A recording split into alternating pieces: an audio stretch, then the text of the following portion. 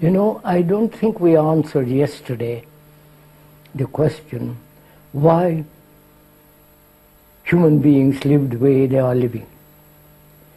I don't think we went into it sufficiently deeply. Did we answer it? Well, we got to a point, we never answered that question. I left our discussion. No, I was thinking about last night, Yeah. I mean this morning rather, and it struck me that we hadn't answered it fully. We went to the question of, can thought observe itself? Right, right. Yes. But I think we ought to answer that question. But I think that what we said was on the way to answering it. I mean, that was relevant to the answer. Yeah, relevant, but it's not complete.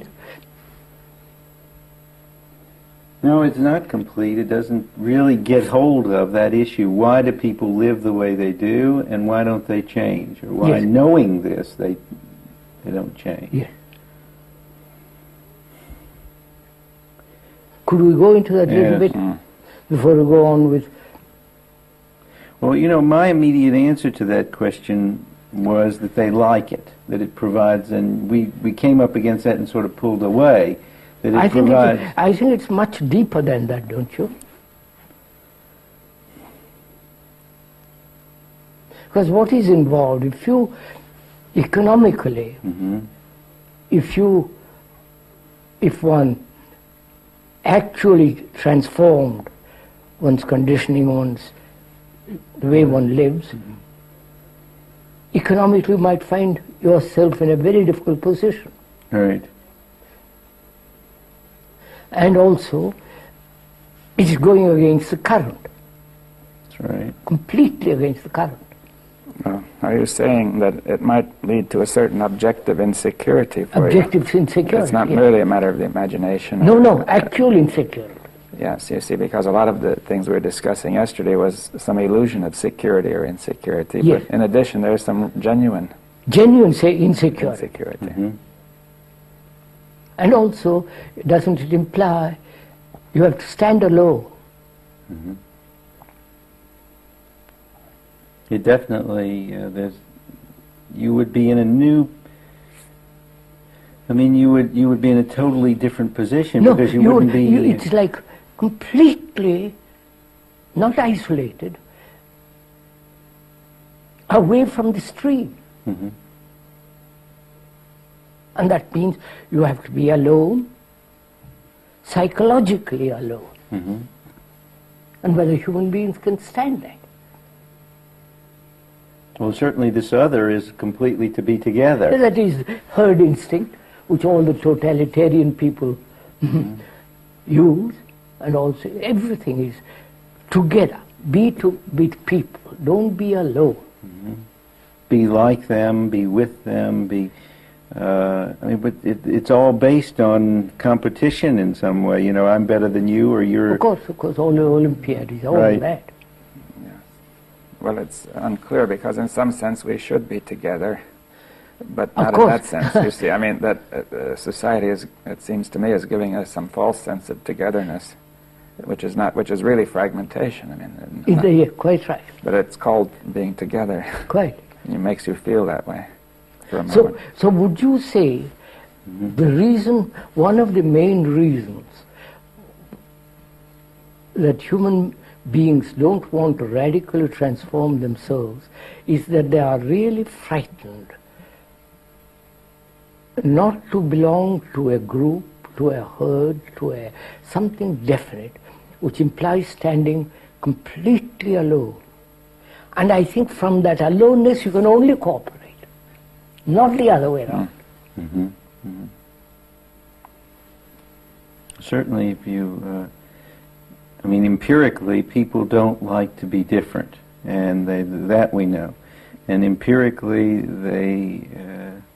You must have seen on the television Chinese boys training, the Russians, all the Eastern satellite people, all of them training, and never alone. Right. Yes. I once talked to FBI man. He came to see me and he said, "Why is it that you walk alone all the time? Why are you so much alone? I see you are among the hills walking alone." And why? You follow it? He thought that's very disturbing. Well, I think even anthropologists find that in more primitive peoples, the sense of being belonging to the tribe is even stronger. They feel completely lost. As the entire psychological structure depends on being in the tribe, you know. And I think that's one of the reasons why we don't want to. We are frightened. After all, cling to the misery that you already know, then come into other kind of misery that you don't know. That's right. But there's a whole action-reaction schema that is by being with others, and you're safe. You're safe, and you're. I mean, there's a. It even goes further. There's an action. I mean, it's almost as if you could say being with others is the offshoot of always living from you're this, I compare myself with you, and therefore I am together with you, sort of as the afterthought. You know what I mean? Yes, in other words, that's part of the circle. But I was going to say, even if you leave off comparison, I think there's something deeper in the sense that people feel this togetherness, this sense of belonging to the group. You know, even if they're not comparing, they just feel it's safe. You'll be taken care of, you know, like your mother may have taken care of you, and that you're in a sort of gently supported, and that fundamentally it'll be all right, you know, because the group is large, it's wise, it knows what to do. I think there's a feeling like that, you know, rather deep. The church may give that feeling. Yes, you've seen those animal pictures. They're always in herds. Right. Except, you know, the mountain lion. Did you ever read about the lion? There's been some studies done by this fellow Shaler in which he shows that the lions, there's always, in lion groups, there's always one who goes off alone. Yes, yes. You read about that? Yes, I heard about it. Anyway, the cats are not No, tend to be but the feeling of aloneness is much more, has got a great deal in it. Yes. It isn't just, it is not isolation. Right, right. But I was asking, now, is there some, you know, people are seeking that sense that from the group you have some support in the whole, from the whole. Now, isn't it possible that you're discussing an aloneness in which you have a certain security? You see that people are seeking in the group a kind of security, it seems to me, that can arise actually only in aloneness. Yes, that's right. In aloneness, you can be complete security. But I wonder if we could discuss that, because there seems there's an illusion there that people sense that you might feel that you should have a sense of security. Right. And they're looking for it in the group, you see, saying the group being the representative of something universal. Yeah. Group is not the universe. It isn't, but that's the way we think of it. Of You know, course. the little child thinks the tribe is the whole world, you know. I mean, a human being, as he lives this way, if he transforms himself, he becomes alone. He is alone. Because he does, I mean, that aloneness is not isolation. Yeah. And therefore it is a form of supreme intelligence. Yes, but could you go into that a little further about it not being isolation? You see, because at first when you say alone, the feeling is that I'm here and entirely apart, right? It is not apart, no. No, that perhaps could What do be. you think it is that a person experiences? I mean, I think there's one part of it that people, or all of people, seem to gravitate, like they have to be together. They have to be like other people. What would change that? That's one question. What would change anybody from that? And second of all, why should anybody change from that? And third of all, what does such a person experience when they're alone? They experience isolation. I thought we dealt with that fairly thoroughly the other day. That is, after all, when one realizes the appalling state of the world and oneself, the disorder, the confusion, the misery and all the rest of it, and when one says, I must live, there must be a total change, a total transformation, he's already begun to move away from all that. Right. But here he is all together, being together. No, being together, what does it really mean? I mean, being in this group. Yes, what does it really mean? Well, it's being together is different from this having to be... No, be identifying oneself with a group and remaining with a group. What does it mean? Well, what is involved in it? That's right, what is involved in it? I mean, I think one of the things that's involved in it is what I said before, is it sets up this comparison. No, apart from that, all that superficiality, right. What's involved in it? The group is me. Right. I am the group. Right, right. So therefore there is really, it's like cooperating with myself. Well, I think you could say, like Descartes said, I think, therefore I am, meaning that I think implies that I am there. And you say, I am in the group, therefore I am. You see, that's the sort of, if I'm not in the group, where am I, you see? Yes. In other words, I have no being at all. That's really the condition of the primitive tribe. And for most of the members, anyway. And so there's something deep there, because I feel that my very existence or my being, psychologically, is implied in being first in the group. Right. And the group has made me, I say everything about me has come from the group, do you see? And I say I'm nothing without the group. Yes, quite right. I am the group, in fact. Yeah. Right, right. And therefore, if I'm out of the group, I feel everything is collapsing. You see, that seems to me is deeper than the question of competing, so who is the chief or who is the big shot or the... That's all. Right. That's a secondary affair. Well, except I wasn't really saying that was important so much as I was saying that the very action of...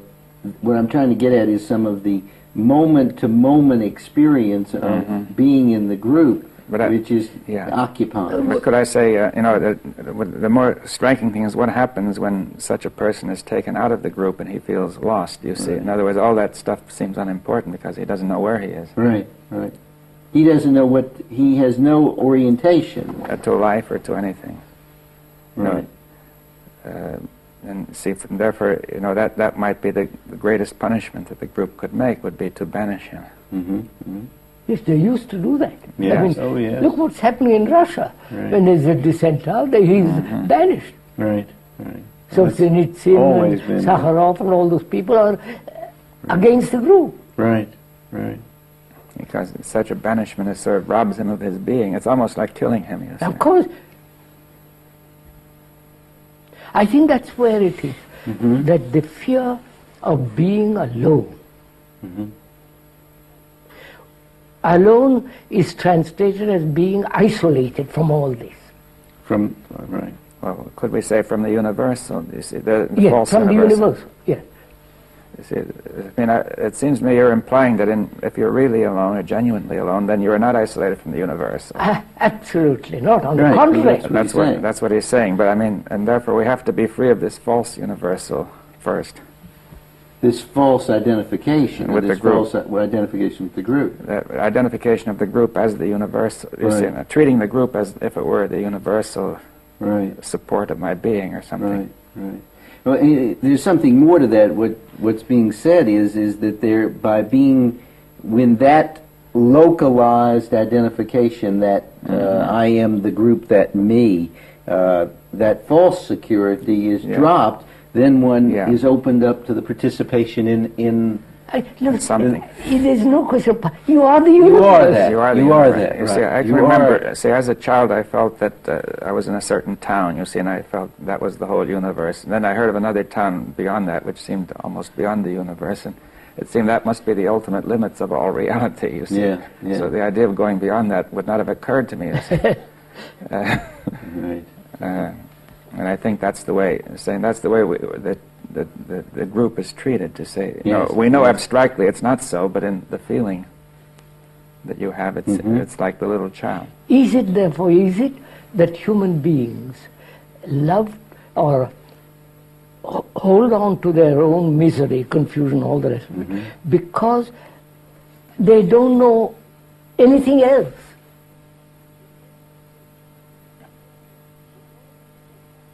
Yeah. The known is safer than the unknown. Right, right. The known, yes, yes. Now, to be alone implies, doesn't it,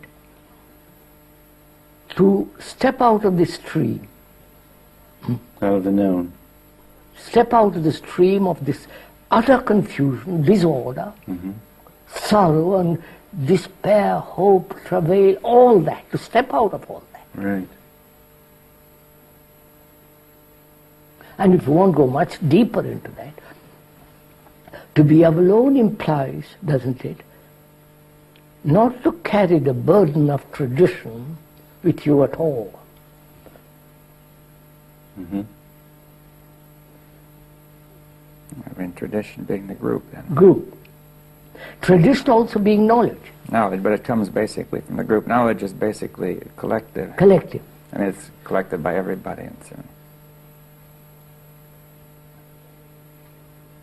So to be alone implies total freedom. And when there is that great freedom, it is the universe. No, could we go into that further? Because you see that to a person who hasn't seen this, it doesn't look obvious. Well, it doesn't look obvious. I think David's right there. That to a person, to most people, I think, and I've tested this out recently, that the idea, even the deep feeling that you are the universe, that you don't have to do anything, that seems to be so that's the most dangerous thing. That's the most dangerous thing to say. How can you say you are the universe when you are in total confusion, when you are unhappy, miserable, anxious, you follow jealous, envious, all that? How can you say you're the universe? Universe implies total order. I mean, yes, the cosmos in Greek meant order. Order, cosmos, yes. Chaos was the opposite, you see. Yes. But no, listen. Universe, cosmos means order. Right. And chaos is what we have. Chaos is what we live with. That's right. How can I think I have universal order in me? That's the good old trick of the mind which says order, disorder is there, but inside you there's perfect order, old boy. Well, and that's an illusion. It's a concept which thought has put there, and it gives me a certain hope. And therefore it's an illusion, it has no reality. What has actual reality is my confusion. Right. My chaos. And I can imagine, I can project a cosmos. Right. But that's equally illusory. So I must start with the fact of what I am. Right. Which is I am in a chaos. I belong to a group. And chaos. Chaos is the group. Right. They're political leaders, religious. You follow? The whole thing is a chaos. So to move away from that into cosmos, which is total order, means not that I am alone, there is a total order which is not associated with disorder, chaos. That is alone. Yeah, so can we go into, I suppose several people are doing that, or in that state. I mean, moving into cosmos, into order. Order. Out of the chaos of society. That's right. Now, then, are they all alone? No, Of course. No, that might want to get it clear. You see, No, they don't feel alone there. There is only order. are there different people? So, would you say, suppose, no, I can't suppose, we three are in cosmos. Yeah. There's only cosmos, not you, Dr. Bohm, Dr.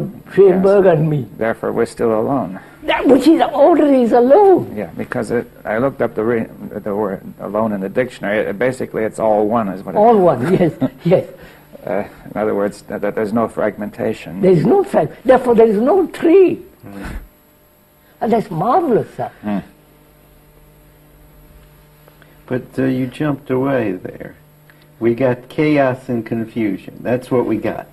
So, as we said, to move away from that, most people are afraid, which is to have total order.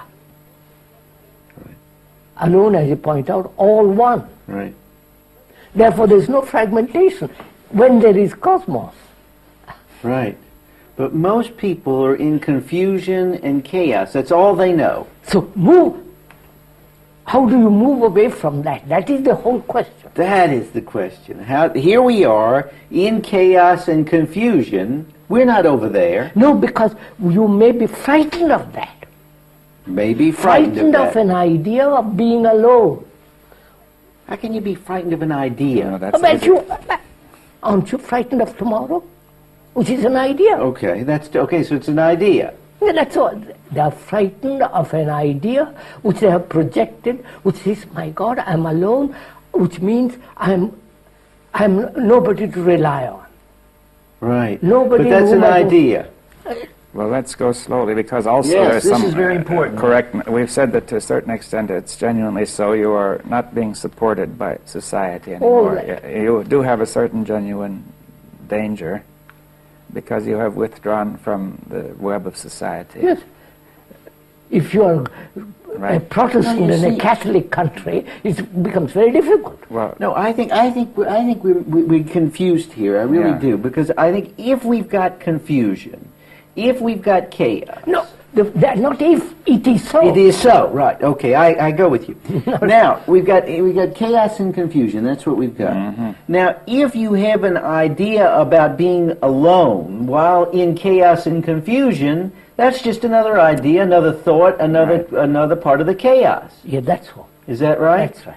Okay. Now, that's all we've got is chaos well, wait, and confusion. I feel we watch the question of language, because you see, when you use the word all, it closes things. You see, Okay. All right. in other words, we were saying yesterday that language has to be more free in its usage, a bit Right. poetic perhaps. And if you use this word all, you have to watch it. All right, but we have this. We have chaos, right. Okay, now that's what we have. But now, what is going to see? I have an idea. Let me say what my idea is. That most people are, let's say, unaware, unwilling, don't believe in, don't know anything about this all one. I'm not talking Cosmos, about that. We're right. not talking about That's that. right. We don't have that. No. All we got right now is chaos. So, Well, leave out the word all. Okay, we got chaos. All right. Chaos. chaos. Now wait a minute. Being in chaotic condition, to move away from that, they have the feeling that they will be alone. Right.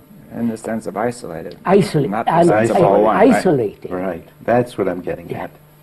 They will be lonely, That's right. isolated. That's of right. that they are frightened. That not frightened in terror. Yeah, but not- yeah. Therefore they say, I'd rather stay where I am in my little pond rather than face isolation. That's right.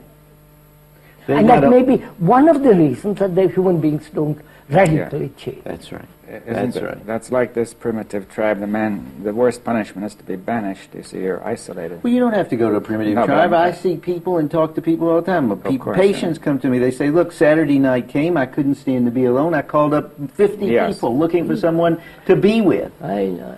Yeah, I it's had much to the same. join this group, huh? It's much the same. I think it comes in a more simple and pure form there. And Right. people just frankly admit it, and they know that's the case. You Right. So that may be one of the reasons why human beings don't change. Right. The other is we are so heavily conditioned to accept things as they are. I mean, we don't say to ourselves, why should I live this way? That's certainly true. We're definitely conditioned to believe this is all it we can never- be. Well, that's important. You said that's the explanation. We were conditioned to believe this is all that is possible. You see, this word "all" is one of the traps that's Maybe that's the very fact, right? Yeah. You see, if you say this is all that can be, then what can you do? Nothing, Right. nothing. You see, that's this use of language. That this way of using language may be a change. Quite you see. right, sir. So you have to I mean, watch it's that the word. condition. But the word "all," That's what he's pointing out. the word "all." You see, the word. When you say this is all I know, Right. you've already stopped. Right. Right. Because what does the word "all" do? You see, it closes everything. Closes It everything. says that this thing is all of reality. You see, it's got to be real. Yes. And yes. one thing is Right. it turns an idea into reality. Because apparently, it gives that sense of reality to the idea. Because if you say that's all there is, then it has to be real. Do you see what I mean? Right. Yes, I think that's a very good point. I mean, that's very much like the points that we've been making, where the very act of the thinking, that thought is complete, where a thought becomes reality, Yes. is also, I mean, so that again, the language itself is the condition. So, shall we say, human beings don't radically transform themselves. They are frightened of being isolated from the group, Right. banished from the group. That's one reason. That's one. And also, traditionally, we are so conditioned that we would rather accept things as they are. Our misery, our chaos, all the rest of it, and not say, for God's sake, let me change this. Right. Well, we have to get out of this conviction that the way things are is all that can be. You see. Yeah, that's right. You see, the religions have pointed this out by saying there is another world. Aspire to that. This is a transient world, it doesn't matter. Live as best as you can in your sorrow, but hand over your sorrow to Jesus or to Christ or somebody, and you'll be perfectly happy in the next world. Right. So the communist said there is no next world, but make the best of this world. Well, I think they would say that there's happiness in the future in this world. You see, if Yes, we really. yes. Sacrifice your children to your everything for a future, which is exactly the same thing. But it seems that it's sort of a transformation of the same thing, that if we say we have this society as it is and we want to give it up, but we invent something similar It's quite. to go to. We have to invent it. It has to be similar if we're inventing it. So we really have, system. yeah, but it seems it's an important point that it's a subtle way of not being alone. Quite. That's what you mean, to go ahead and make it out of the old Yeah, to ideas. to make heaven or the future. Yes. So, what will make human beings change? Radically. I don't know. I think that this is such a... You see, even the idea that you're suggesting here is that they say It can't be different, or it is all the same. That is part of the system itself. Agreed. You know, it's Agreed. all- Now, all- wait. May I ask you a question? Why don't you change? What is preventing you? I would say that that's a tough question.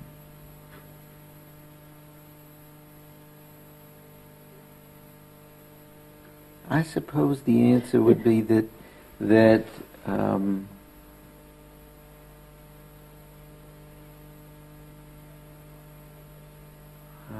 I don't know how to answer. Because you've never asked yourself That's that right. question. right? Not radically. Nah, Well, I mean, it's, you know. we're asking basic questions. Right.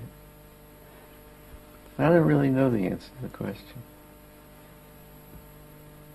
Now, so move away from that. So is it, as our structure, as our whole society, all religion, all culture is based on thought.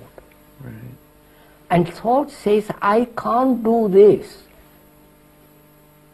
Therefore, an outside agency is necessary to change me. Right. With the outside agency is the environment, Right. the leader, Hitler, this, or Stalin and Mao, or somebody outside, or God. God is your own projection of yourself, obviously. And you believe in God, you believe in Mao's, you believe, but you're still the same. That's right. That's right. You may identify with the state and so on, but you're still good old me there is operating. So, is it thought doesn't see its own limit and realize it cannot change itself. Realize it. Well, I think that something more subtle happens, that thought loses track of something, and it doesn't see that it itself is behind all this. Of course, we said that. Yeah. Thought has produced all this chaos. But thought doesn't really see that, abstractly, but I think, say in the bones. What about the whole business that what thought does, in fact, is it communicates that through gradual change. That's all invention of thought. Yes, but that's where I think the hook is. No, sir, please, just let's... Sure. Thought has put this world together. Right. Technologically as well as psychologically. And the technological world is all right. Leave it alone. We won't even discuss it because it comes to absurd. So, psychologically, thought has built all this world in me and outside me. The churches, or society, and so on. And does thought realize it has made this mess, this chaos?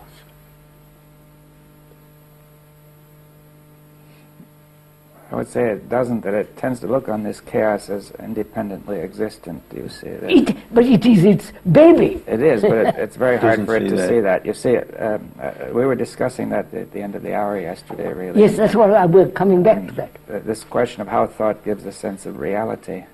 Yeah, well, that's And you see, we're saying technology deals with something that thought made, but it is actually an independent reality once it's made. Made it like the table, like the the machine, cameras. yeah. But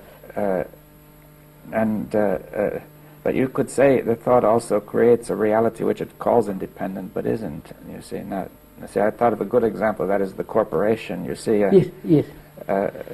you see, the people say are working for the corporation, that it makes money, it loses money, or they strike against the corporation, and so on. But actually, you could say, where is the corporation? You see, it's not in the buildings because... They're part of it. Well, anyway, if all the people were gone, the buildings would be nothing, right? And if the buildings all burned down, the corporation could still exist as long as people think it exists. right. And it pays taxes. It The pays corporation pays taxes, not You the see, individual. So, does thought realize, see, aware that it has created this chaos? No.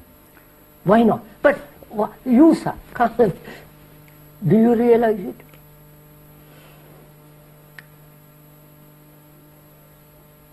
I realize that thought... Not you. Does thought... You Yes. see how I've asked you a Right. different question. Does thought, which is you, Right. thinking, does your thinking realize that the chaos it has created?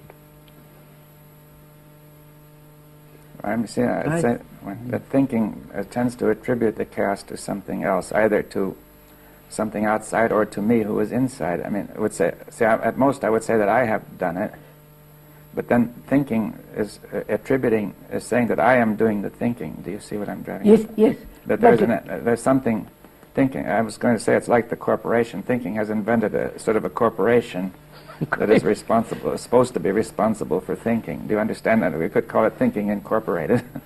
Thinking, quite. You see, the corporation is supposed to be thinking. Yeah. Right? Yeah. In other words, so we give credit for thought to this corporation called me. Mm-hmm. That's a good way to look at it. Yeah. So Thought has created me. but And it thought it's also an institution. But it also thought has said that me is not thought, but a reality independent of thought. You see, like thought treats the corporation as if it were there, just standing like the buildings or the table. It says it's a reality. It's not a mere. You see, I think it's in this question of reality. You see, if you say there are certain realities which are independent of thought, right? But there are certain things which are appearances, like if you're standing on a cliff looking at the ocean, you see all the play of light, which is not an independent reality, but it's due to the sky, the sea, and me. You see, all it's related. So it's important to keep clear whether it's a reality that arises through this whole, it's dependent on this whole movement, or whether it stands self-generated, independent. Thought is treating me as an independent reality. Of course. And thought is saying that it is coming from me. And therefore it doesn't take credit for what it does. But to me, thought has created the me. That's right. Yeah. And so the me is not separated from thought. Right. It is the structure of thought, Right. Right. the nature of thought that has made me. Right. Now, does your thinking or does your thought realize this? I would say yes and no. It's like in flashes. It does. No, not in flashes. You don't see that table in flashes. It is always there.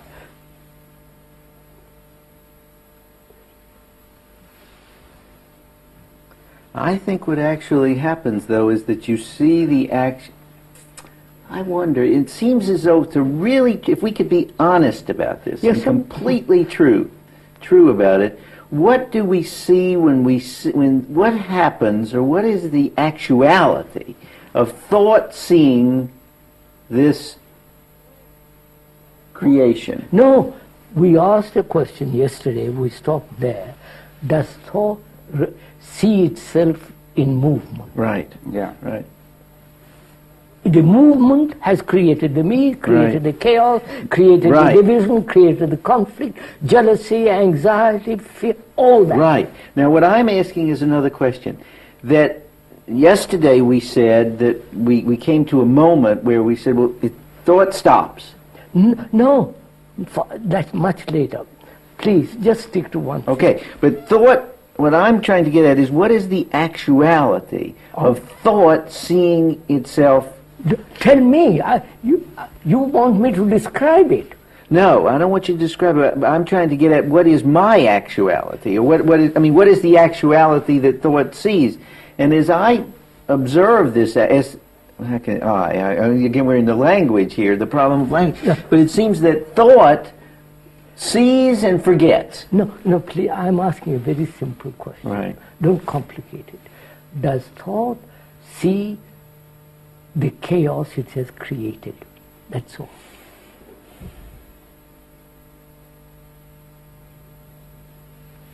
Which means, is thought aware of itself as a movement? Not, I am aware of thought as a movement. But you see, Which the I has been created by thought. Right. So I think the question which is relevant to that is, why does thought keep on going? You see, why does it sustain itself? You see, because as long as it sustains itself, it does produce something like an independent reality, not an illusion of one. Why does thought keep on going? You see,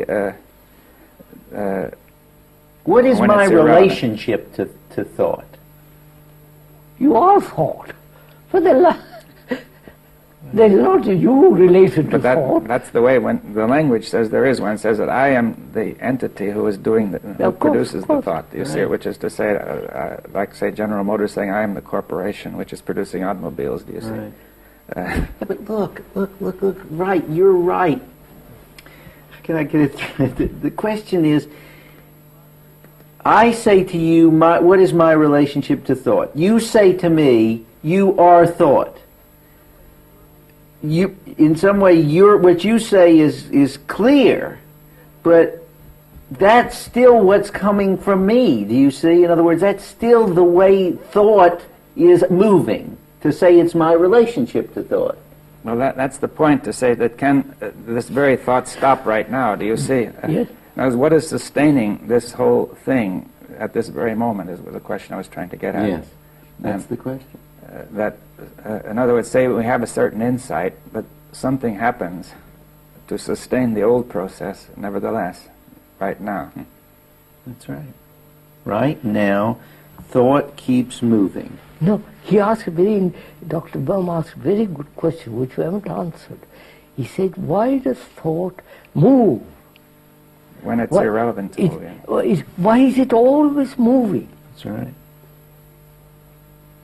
So what is movement? Movement is time. Right? That's too quick. What do you mean? Movement is time. Oh, of course. But I think, that movement is movement. No. That's from movement. From here to there. Right. But What about that? Yeah. Right. From here to there. Right. Physically. From here to London, from here to New York, Right. And also psychologically, from here to there. Right. I am this, I must be that. Right. But if a thought is not necessarily all that. Thought is the movement. We are examining movement, which is thought. Thought. Look, if thought stops, there is no movement. Yeah, I know you. I'm trying to. This has to be made very clear. So I think there's this kind of a step that might help. You see, What is that? I ask myself, you see, what is it that makes me go on thinking or talking? In other words, I often can watch people and see they're in a hole just because they keep on talking. If they would stop talking, the whole problem would vanish, right? I mean, it's just this flow of words that... So, because what they say then comes out as if it were reality into them, and then they say, that's my problem, it's real, and I've got to think some more. Do you see, I think there's a kind of a feedback saying, suppose I say, well, I've got a problem, I'm suffering, right? You've got an eye, though. Yeah, I mean, I think that, you see, so therefore I have a sense I am real. Right. See, I'm thinking of my suffering, but there's implicit that it is I who is there. Right. And that the suffering is real because I am real. Right. And then comes the next thought, which is, since that is real, I must think some more. Right. Because if it were, that would be the case. It feeds on itself. Yeah, and Right. then one of the things I must think is, what is my problem, which is that I am suffering. In other words, I'm compelled to keep on thinking that thought all the time. Do you see? And maintaining myself in existence. Do you see what I'm driving at? That there's a feedback. Which means, if thought is movement, which is time, and if there is no movement, I am dead. I am dead. Yes, if that movement stops, then that sense that I am there being real must go, because that sense that I am real is the result of thinking, right? Do you see, this is extraordinary? Of course it is. No, actually, in actuality, not in theory. Right, right, One realizes thought as movement. right, Right? right. There is not I realize thought as a movement. Thought itself realizes a movement. Right. It is in movement. And in this movement, it creates an image of me who is supposed to be moving. Yeah, yes. Right. Now, when that movement stops, there is no me. Right. The me is the time, is time, Right. put together by time, Right. which is thought. Right. So, do you, listening to this, realize the truth of it? Not the verbal, logical truth, logical statement, but the truth of such an amazing thing.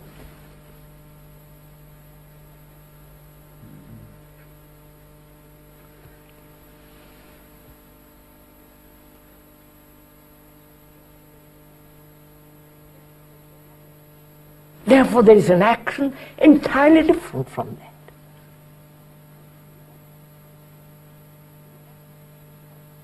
The action of thought as movement brings about a fragmentary actions, contradictory actions. When the movement as thought comes to an end, there is total action. And can you say then that whatever technical thought comes about then is in order? Of course. In other words, that it doesn't mean that thought is permanently gone. No. There could still be a movement that had its proper place, Yeah. its fitting order, Its at the proper right and place. proper time. Yes. And it comes about. I mean, the brain can still do that thing. Yeah. Right. So, am I, a human being, is he afraid of all this? Unconsciously, deeply, he must realize the ending of me. You understand? And that is really a most frightening thing. Yes, My knowledge, my books, my wife, you follow the whole thing which thought has put together, and you are asking me to end all that. Right. Yes. I mean, can't you say it's the ending of everything? It's because everything that I know is in there. Yeah, absolutely.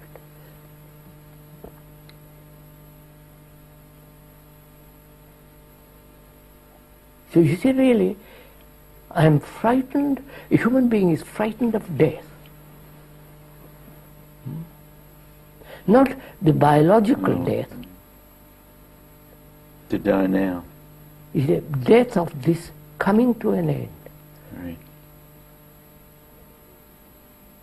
And therefore he believes in God, reincarnation, dozen other comforting things, but in actuality, when thought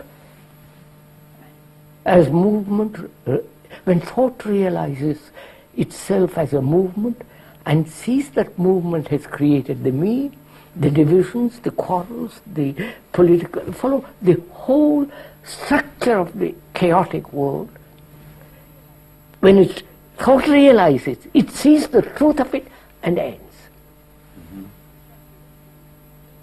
Therefore it is in cosmos. Then there is cosmos. Now, you listen to this, how do you receive it?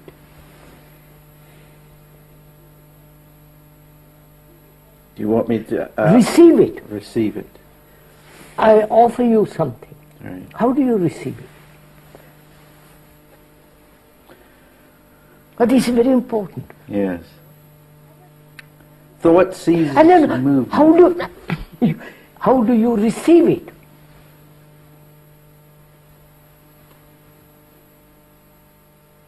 How does the public who listens to all this Yes. say, how am I listening to this? What is it trying to tell me? How? He says, I'm not telling you anything. He says, listen to what I'm saying and find out for yourself whether what thought as movement. In that movement has created all this, both the technological world, which is useful, which is necessary, and this chaotic world.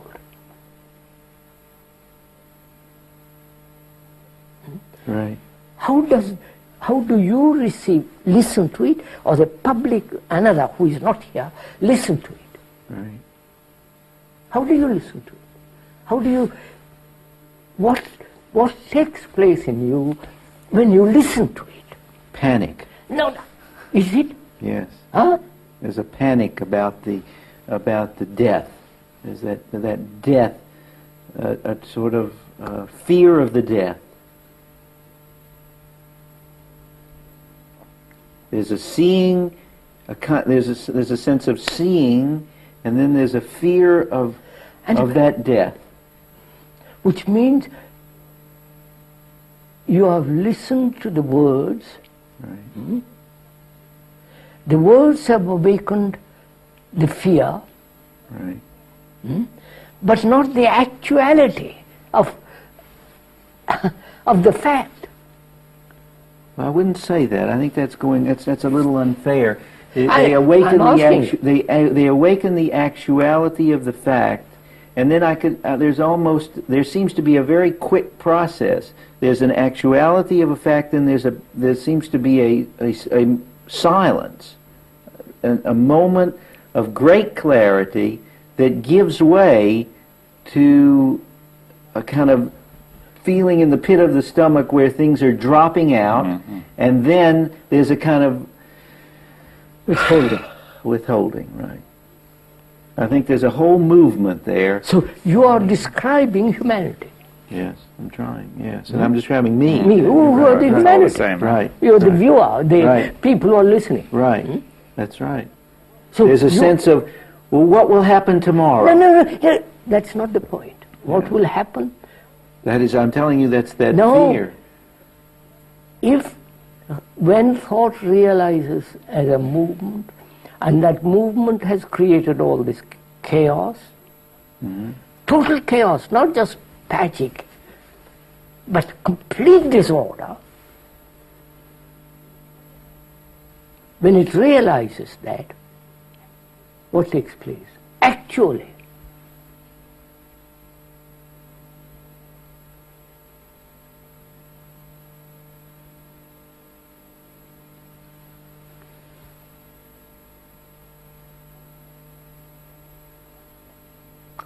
you're not frightened. There's no fear.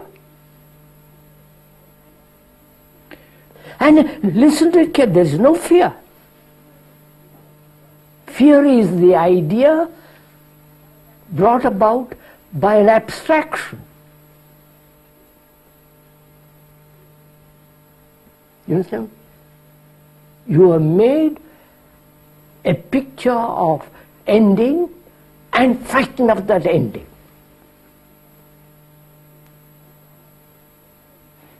You're right. You're right. There's stop. There is no fear. There's no fear, and then there is no fear when the actuality takes place. That's right.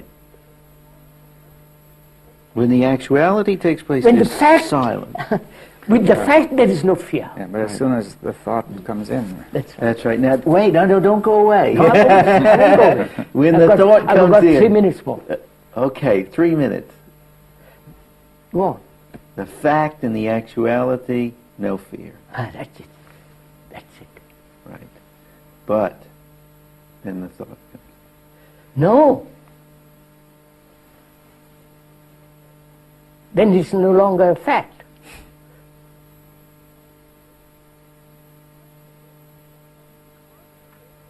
You can't remain with the fact.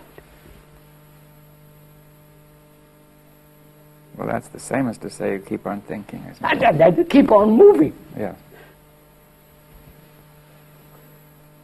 And Well, I mean, as soon as you bring thought in, that's not a fact, that's an imagination or a fantasy, which is felt to be real, right, but it is not so, right? right, And right. therefore, you're not with the fact any So longer. we're saying something You have there. discovered something extraordinary. Right, When you are faced with fact, there is no fear.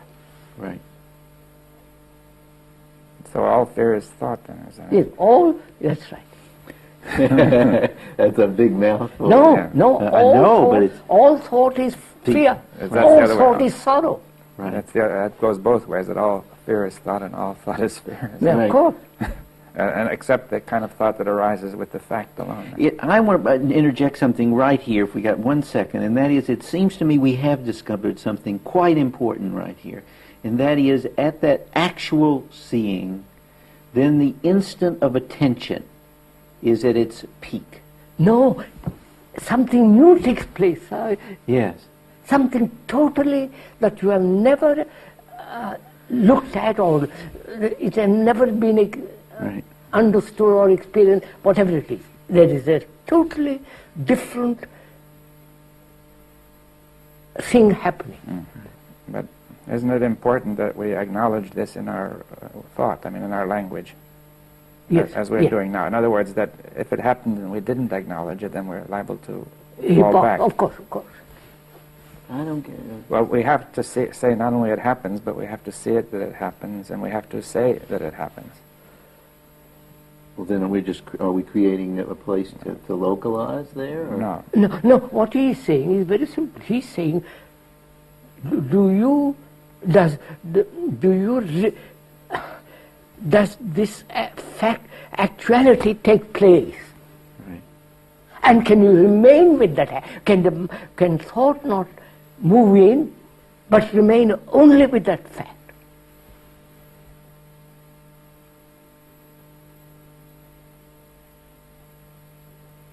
So it's like saying, can remain totally with sorrow.